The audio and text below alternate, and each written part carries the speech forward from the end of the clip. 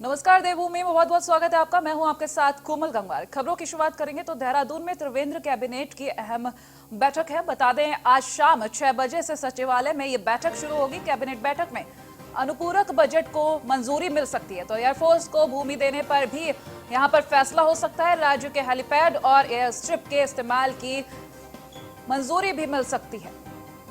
बेहद अहम मानी जा रही है ये कैबिनेट बैठक, जहां अहम फैसले पर मुहर लग सकती है। एयरफोर्स को भूमि देने पर यहां पर फैसला लिया जा सकता है। बता दें इस कैबिनेट बैठक में अनुपूरक बजट को मंजूरी दी जा सकती है। शाम 6 बजे सचिवालय में यह बैठक आयोजित की जाएगी।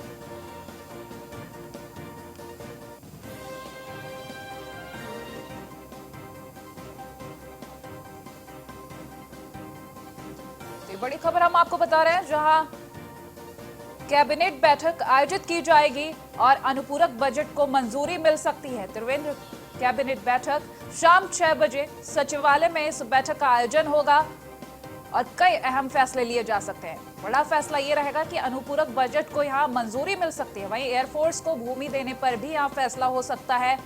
राज्य के हेलीपैड और एयर स्ट्रिप के इस्तेमाल की मंजूरी भी मिल सकती है।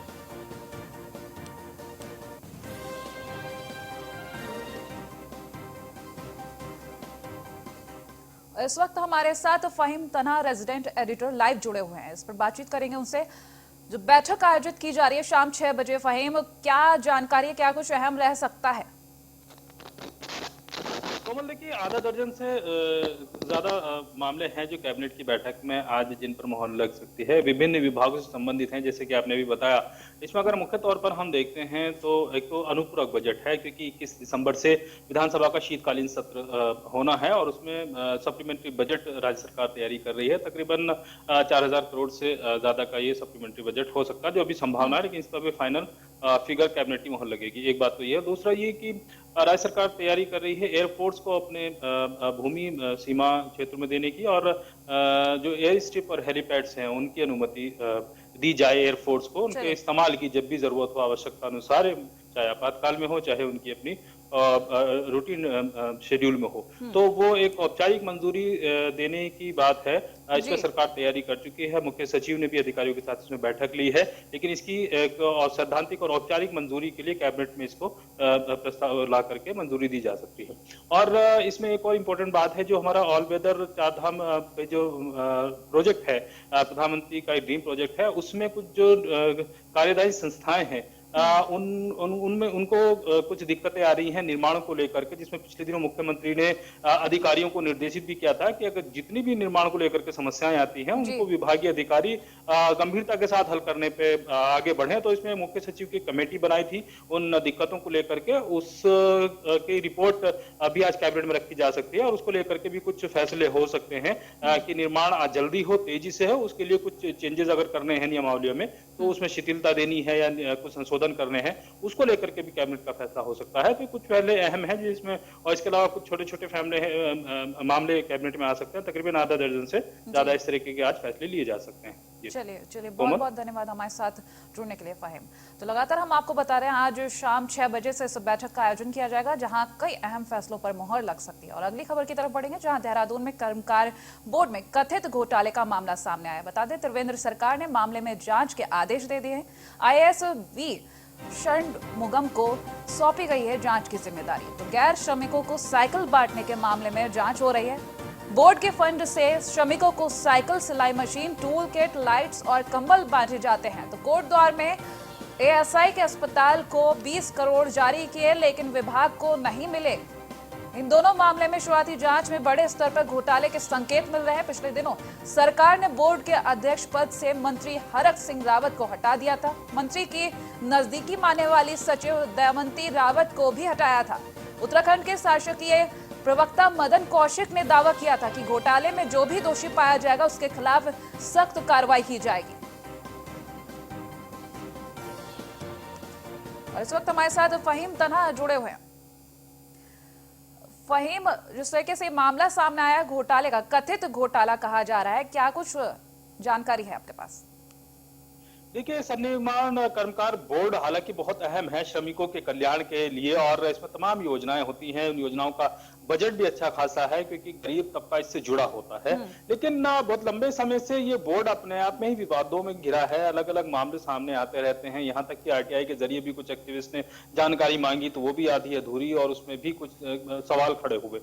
इसको लेकर के पिछले दिनों एक मामला बहुत तेजी के साथ उछला था जब श्रम इस बोर्ड की जो साइकिलें हैं श्रमिकों को दी गई थी, उसमें एक व्यक्ति आम आदमी पार्टी की टोपी लगा करके वो बांट रहा था, तो उस पर काफी विवाद गहराया था और इसमें सीधे तौर पर मंत्री हरक सिंह रावत के नजदीकी लोगों पर भी उंगली उठी थी और इसमें मंत्री भी स्पष्ट रूप से कुछ कह नहीं पाए थे, तो तमाम तरीके के विवाद उठते रहे। उसके बाद फिर मुख्यमंत्री ने अध्यक्ष बदलते हुए, यानी मंत्री जो पदेन अध्यक्ष होते हैं उनको हटा करके एक फुल फ्लैश अध्यक्ष नामित किए थे, नियुक्त किए थे। उसके बाद से इसकी जांच हुई मामले की, तो जो विभागीय जांच थी उसमें भी कई अनियमितताएं गड़बड़ियां सामने आ रही हैं और उसके बाद अब इसकी औपचारिक जांच के आदेश सरकार ने दिए हैं। जो सीनियर आईएएस अफसर इसकी जांच करेंगे सारे मामले की, लेकिन इसमें जो महत्वपूर्ण बात है वो शुरुआती जांच में जो चीजें निकल करके आई हैं, जो अस्पताल के निर्माण के लिए 20 करोड़ रुपए जारी हुआ उसकी भी औपचारिक मंजूरी नहीं, वित्त विभाग से मंजूरी नहीं, शासन से जिन स्तर पर मंजूरी होनी चाहिए थी, यानी जो प्रक्रिया अपनाई जानी चाहिए थी वो नहीं अपनाई गई है। इस तरीके की बात अभी जांच के प्राथमिक चीजों से निकल करके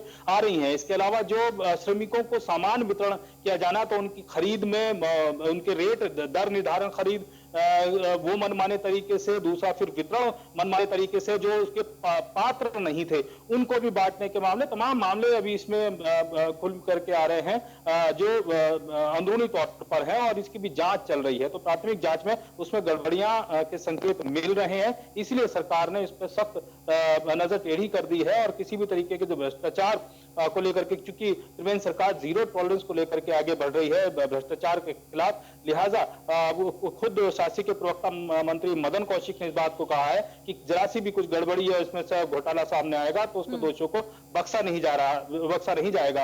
विभागीय सूत्रों का इसमें कहना यह है, कोमल, जो संकेत मिल रहे हैं कि इसमें कई अफसर जो श्रम विभाग के भी कुछ इसमें कर्मचारी अफसर हैं और इसमें कर्मकार बोर्ड, सन्निर्माण कर्मकार बोर्ड के जुड़े हुए जो कुछ अफसर हैं उन पर भी गाज गिर सकती है, क्योंकि लापरवाही अनियमितता कई स्तर पर है। बहरहाल इसमें अभी उच्च स्तर से ना तो मंत्री हरक सिंह रावत की तरफ से कोई बयान आया है, पिछले दिनों कोशिश की थी तो उन्होंने इस बात को कहा था कि जांच हो जाने दीजिए, उसके बाद कुछ कहेंगे। उसके बाद से लगातार संपर्क करने के बावजूद भी कोई उनकी तरफ से कोई बयान नहीं आता है। तो बहरहाल ये मामला अभी चर्चा में बना हुआ, लेकिन बड़ा घोटाला इसमें उजागर हो सकता है। चलिए, बहुत बहुत धन्यवाद हमारे साथ जुड़ने के लिए। फाइन। तो चमोली को धन सिंह रावत ने एक बड़ी सौगात दी। बता दें 65,68,000 की सौगात चमोली को मिली है। सिमली में कई योजनाओं को लेकर लोकार्पण और शिलान्यास किया गया है। सिमली में 10,85,000 की लागत से बनने वाले डेयरी प्रयोगशाला कक्ष का शिलान्यास कर दिया गया है। बता दें 20 लाख की लागत से ईटीपी पुनरुद्धार का शिलान्यास किया गया है। वहीं 11,75,000 की लागत से चारा बैंक और गोदाम का भी शिलान्यास किया गया है। 10 लाख की लागत से निर्मित भूसा गोदाम का लोकार्पण किया गया।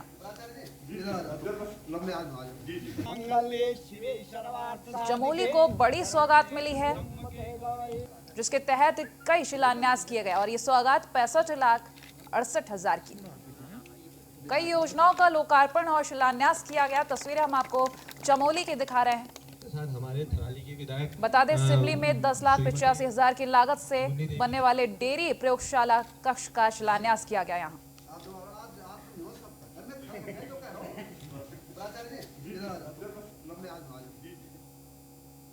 देहरादून में आईएएस अफसर विनय शंकर पांडे की फेसबुक आईडी हैक कर ली गई। बता दें साइबर क्रिमिनल ने आईएएस अफसर की फेसबुक आईडी को क्लोन कर तैयार किया है। फेक फेसबुक अकाउंट बनाकर भेजी जा रही थी यहाँ पर रिक्वेस्ट, तो फ्रेंड रिक्वेस्ट भेजी जा रही थी फेक आईडी से। फेक आईडी की खुद आईएएस विनय शंकर पांडे ने जानकारी साझा की है। देहरादून के मुख्य नगर आयुक्त हैं आईएएस विनय शंकर पांडे। बता दें आईएएस विनय शंकर पांडे ने साइबर पुलिस को शिकायत दर्ज कराई है।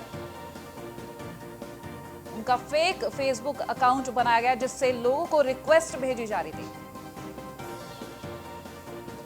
इसकी शिकायत खुद आईएएस विनय शंकर पांडे ने साझा की।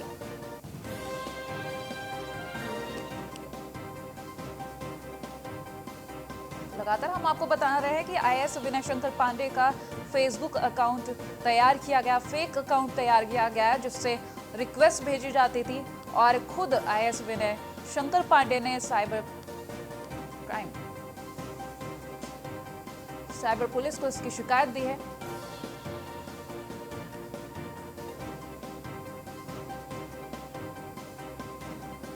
और अक्सर ऐसा देखा जाता है कि बड़े अधिकारियों के फेक अकाउंट बनाकर फर्जीवाड़ा किया जाता है और अब अफसर की फेसबुक आईडी का क्लोन तैयार किया गया है। खुद अफसर ने इसकी शिकायत साइबर पुलिस से की थी।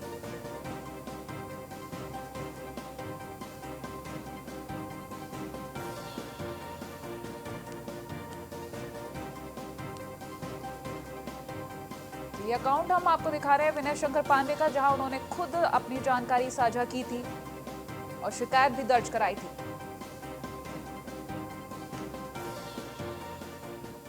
दो दिन के देहरादून दौरे पर फिल्म स्टार आमिर खान रहेंगे। बता दें 2 दिन के निजी दौरे पर फिल्म स्टार आमिर खान है। अपने फैमिली फ्रेंड से मिलने पहुंचे हैं आमिर खान। तो आमिर खान ने बच्चों के साथ गली में क्रिकेट भी इस दौरान खेला है। आमिर खान ने बच्चों के साथ यहां पर फोटो भी खिंचवाई। तो स्थानीय फिल्म मेकर्स ने आमिर खान से वहां पर मुलाकात की है। साथ ही उन्होंने त्रिवेंद्र सरकार की फिल्म नीति की सराहना भी की। इस दौरे को निजी दौरा बताया जा रहा है, जहां वो अपने फैमिली फ्रेंड से मिलने पहुंचे थे और इस दौरान वहां पर कई फिल्म मेकर से भी मिले और आमिर खान ने त्रिवेंद्र सरकार की फिल्म नीति की सराहना भी की। तो 2 दिन के दौरे पर हैं फिल्म स्टार आमिर खान।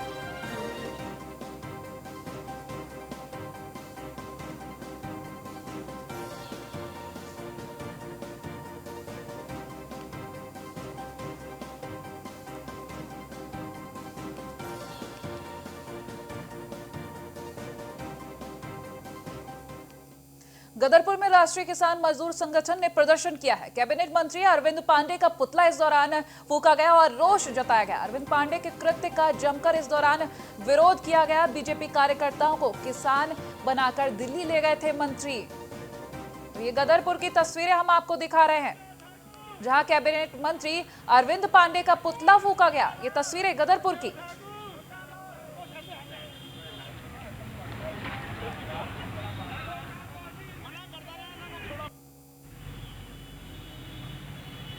राष्ट्रीय किसान मजदूर संगठन ने यह प्रदर्शन किया है, जहां कैबिनेट मंत्री अरविंद पांडे का पुतला फूका गया। लगातार ये प्रदर्शन जारी है। बता दें अरविंद पांडे के कृत्य का जमकर यहां पर विरोध किया गया। साथ ही ये भी कहा गया कि बीजेपी कार्यकर्ताओं को किसान बनाकर दिल्ली ले गए थे मंत्री।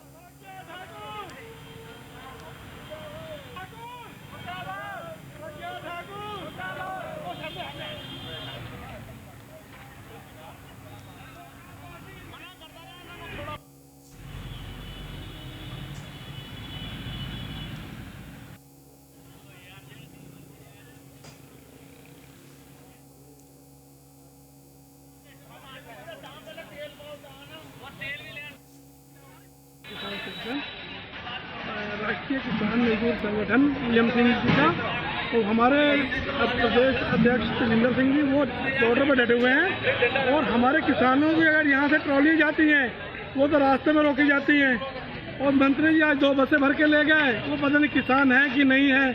बीजेपी के कार्यकर्ता वो लोग हैं, उसमें उनको तो रोका नहीं गया, वो तो चले गए।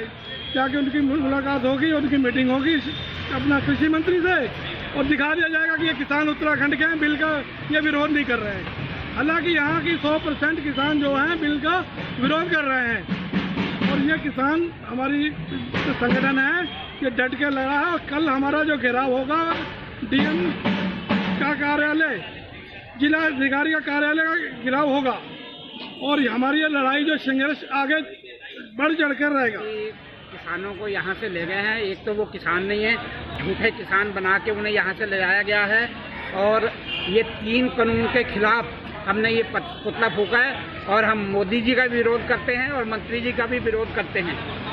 तो झूठे किसान हैं, इन्हें ले गए हैं, ये बनौती किसान हैं, इन्हें पगड़ियाँ बनवा के ले गए हैं।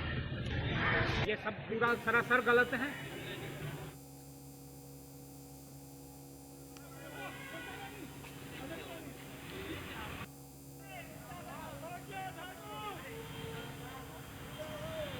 तस्वीरें गदरपुर की दिखा रहे हैं हम आपको, जहां बीजेपी कार्यकर्ता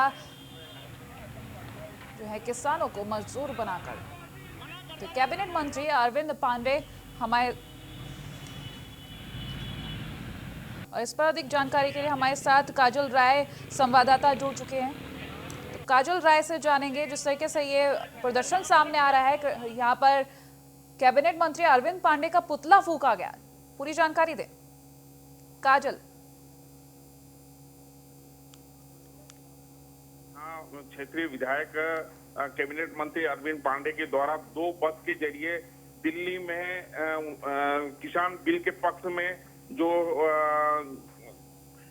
किसान जो कृषि मंत्री है उनके पास गए, जिसको लेकर यहाँ पे रोष काफी किसानों में रोष व्यक्त है, जिसके तहत आज जो है गदरपुर में किसान एकत्रित होकर कैबिनेट मंत्री अरविंद पांडे का पुतला पूरे नगर में काजल, यहाँ पर मैं आपसे ये पूछना चाहूंगी, माफ कीजिएगा रोक रही हूँ, बीजेपी कार्यकर्ताओं को किसान बनाकर दिल्ली ले गए थे मंत्री, ऐसा कहा जा रहा है, इस बात पर जानकारी दें। जी बिल्कुल, बीजेपी कार्यकर्ता जो उनको लेके किसान 2 बस के जरिए गदरपुर ले जाने का जो है आरोप यहाँ के स्थानीय किसान के द्वारा कैबिनेट मंत्री के ऊपर लगाया जा रहा है। जी लगातार यहाँ जो है चर्चा का भी विषय बना हुआ है लगातार कि अरविंद पांडे ये जो क्षेत्र है पूरा किसानों का क्षेत्र है, क्योंकि यहाँ ज्यादातर कोई फैक्ट्री नहीं है। चलिए बहुत बहुत धन्यवाद तमाम जानकारियों के लिए काजल।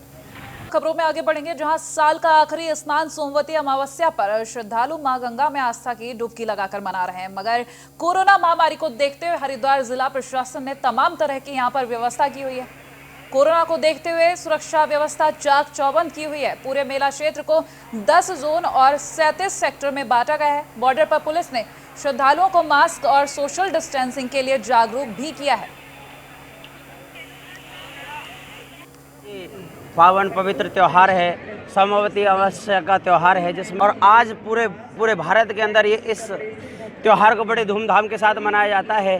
और इस दिन दूर दूर से भक्तजन आकर के गंगा मैया में स्नान करते हैं। हमारा भी बड़ा सौभाग्य है कि हम फरीदाबाद हरियाणा से चल कर के आज हरिद्वार हर की पौड़ी पर गंगा स्नान करने के लिए आए। ये सौभाग्य है। इस दिन सोना दान करने का, अन्न दान करने का, चांदी दान करने का, तिल दान करने का, भूखों को भोजन देने का, वस्त्र दान करने का बड़ा ही महत्व है। बड़ा ही आनंद आ रहा है। जैसे गंगा में स्नान करते हैं, एक डुबकी लगाने पर ठंड दूर हो जाती है और तन और मन के रोग दूर हो जाते हैं। ये बाबा भोलेनाथ की कृपा है। पवित्र सुरसरी ये बहती हुई आ रही है। बड़ा ही सौभाग्य होता है कि जो भक्त गंगा मैया में सुरसरी में चूँकि ये सोमवती अमावस्या का स्नान है, इसलिए इसमें पुलिस व्यवस्था को भी बनाया गया है। इसके लिए इसमें 10 जोन और 37 सेक्टर्स में बांटा गया है और इसमें सारी फोर्स लगी है। इसमें हमारे जिले की फोर्स, कुंभ की फोर्स, पीएसी, क्यूआरटी और अभी सूचना विभाग के सभी लोग लगाए हुए हैं। इसमें हम साथ साथ सोशल डिस्टेंसिंग को भी और कोविड के लिए हम निरंतर इसमें अनाउंसमेंट भी किए जा रहे हैं और अलग से टीम्स बनाई गई हैं जो मास्क वगैरह जो नहीं पहने हुए हैं उनको वो प्रोत्साहित भी कर रहे हैं और उसमें कार्रवाई भी की जा रही है। इसमें पूरा हमने डाइवर्जन प्लान बनाया हुआ है। इसमें पार्किंग को और ट्रैफिक डाइवर्जन और ये कई सारे पॉइंट्स पे ड्यूटीज प्रॉपर लगाई गई है। जैसे ही भीड़ का दबाव होगा तो ये ब्रह्मकुंड से फिर जो ब्रह्मकुंड की तरफ आ रही होगी भीड़, उसको अलग अलग घाटों पे डाइवर्ट किया जाएगा। तो सभी डाइवर्जन पॉइंट्स में प्रॉपर ड्यूटी भी लगी हुई है, उनको ब्रीफ भी किया गया है। हाँ, इसका कोऑर्डिनेशन है ये। और अगली खबर ऋषिकेश से, जहां पर टापू पर फंसे 5 पर्यटकों को पुलिस ने रेस्क्यू किया है। बता दें, त्रिवेणी घाट के टापू पर ये 5 पर्यटक फंसे हुए थे। ग्रेटर नोएडा से त्रिवेणी घाट घूमने पहुंचे थे ये पर्यटक, जहां अचानक जल स्तर बढ़ने से टापू के बीच ये पर्यटक फंस गए थे। राफ्ट के जरिए पर्यटकों को रेस्क्यू किया गया। तो ऋषिकेश से ये खबर हम आपको बता रहे हैं, जहां अचानक जल स्तर बढ़ने से ये पर्यटक फंस गए थे। ग्रेटर नोएडा से त्रिवेणी घाट घूमने के लिए गए थे, जिनको पुलिस ने रेस्क्यू किया गया। दिल्ली नोएडा एक्सटेंशन से हूँ। मैं आया था यहाँ घूमने के लिए, तो यहाँ पे एक टेम्परेरी ब्रिज था जो हमने क्रॉस करके थोड़ा सा घूम रहे थे। सडनली वाटर का फ्लो जो था बहुत ज़्यादा बढ़ गया और वो टेम्परेरी पुल जो था वो टूट गया, तो हम लोग उधर फंस गए। फिर वहाँ पे हम लोगों का रेस्क्यू हुआ, पुलिस टीम ने रेस्क्यू किया और हमको सेफली बोट से क्रॉस करा दिया रिवर। दिल्ली नोएडा एक्सटेंशन से हूँ। आया था यहाँ घूमने के लिए, तो यहाँ पे एक टेम्परेरी ब्रिज था। और इसी पर अधिक जानकारी के लिए हमारे साथ संजय संवाददाता जुड़ चुके हैं। संजय, जिस तरीके से रेस्क्यू किया गया है, अब ये सभी सुरक्षित हैं? जी हाँ, ये त्रिवेणी घाट पर कुछ कार्य चल रहा था कुंभ मेले के लिए, तो बीच में एक छोटा सा पुल बना रखा था, जो ये लोग ग्रेटर नोएडा से आए हुए 5 लोग वहाँ घूमने चले गए और अचानक से, क्योंकि टिहरी झील से पानी छूटता है और वो उसका जल स्तर एकदम बढ़ जाता है, तो ये लोग वहाँ पर फंस गए। जब इन्होंने वहाँ चीख मचाई, चिल्लाया है, तो वहाँ पे जो जल पुलिस के जवान वहाँ पर घाट में रहते हैं, उन्होंने तुरंत आनंद फानंद में एकदम रात मंगाई और रात मंगा के इनको तो वहाँ से बाहर निकाला। सकुशल निकालने के बाद सभी लोगों ने पुलिस का धन्यवाद किया और इस बात को, घटना को देखते हुए पुलिस ने वहाँ चाक चौबंद हो गए और वहाँ पे पार जाने के लिए सख्त निर्देश दे दिए। चलिए, बहुत बहुत धन्यवाद तमाम जानकारी के लिए। वही एम्स ऋषिकेश में रक्तदान शिविर का आयोजन किया गया। लोगों ने बढ़ चढ़कर इस शिविर में अपना हिस्सा दिया। बता दें, रक्तदान में इन्होंने बढ़ चढ़कर हिस्सा लिया है और साथ ही साथ रक्तदान के फायदों से भी लोगों को अवगत कराया गया। देवप्रयाग कीर्ति नगर जन कल्याण समिति मसूरी द्वारा इसका आयोजन किया गया।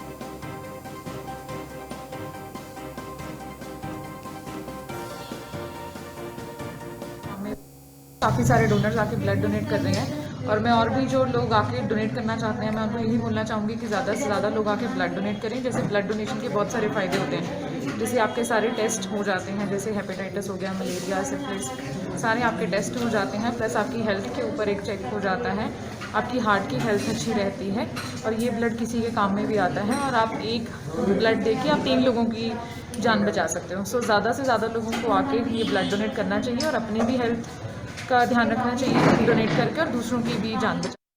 अधिक की संख्या में लोग यहाँ पे ब्लड डोनेट कर रहे हैं और हमारे आगे भी ये प्रयास रहेगा कि इस तरह का कैंप हम आगे भी लगाएं, ताकि जिन लोगों को जो है ब्लड की ज़रूरत है उन तक ये ब्लड पहुँच सके। और ये एम्स की टीम का मैं बहुत धन्यवाद करूँगा कि उन्होंने यहाँ पे आके जो है हमारा सहयोग किया और इसमें जो है सिविल अस्पताल का भी हमें सहयोग मिला है और शहर के सभी लोगों का हमें सहयोग मिला है। और मैं उन लोगों को धन्यवाद करना चाहूँगा जो मेन डोनर हैं, जिन्होंने हमें ब्लड डोनेट किया हमें और हमें अपना सहयोग दिया है। फिलहाल देवभूमि में इतना ही। देखते रहिए न्यूज़ 1 इंडिया। नमस्कार।